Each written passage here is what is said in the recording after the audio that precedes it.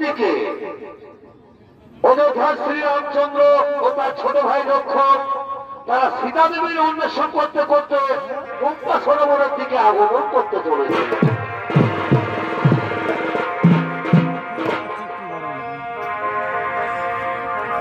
রাম কাহানি শোনো রে, রাম কাহানি, রাম কাহানি শোনো রে, রাম কাহানি कहते सुनती आवे,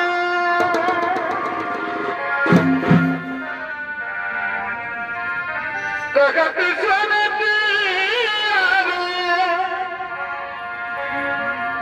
आँखियों में पानी,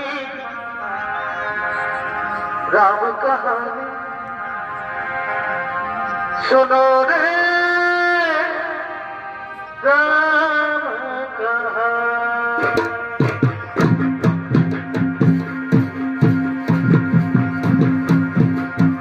राम कहानी सुनो रे, राम कहानी।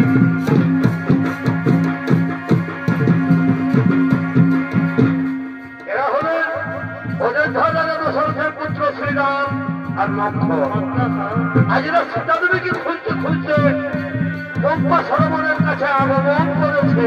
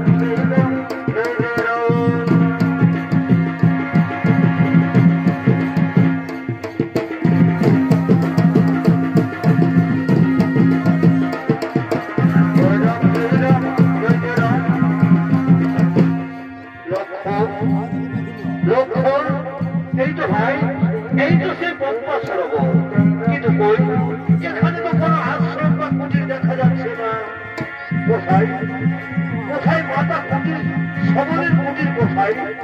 এখানে তো কোনো কুটির দেখা যাচ্ছে না। দাদা দাদা, ওই দেখো দাদা, ওই দূরে একটি কুটির দেখা যাচ্ছে। আমার মন বলছে ওটাই মাতা সবরের আশ্রম হতে পারে। তাই চলো দাদা, ওই আশ্রমে আমরা আগমন করি। তাই চলো ভাই, তাই চলো।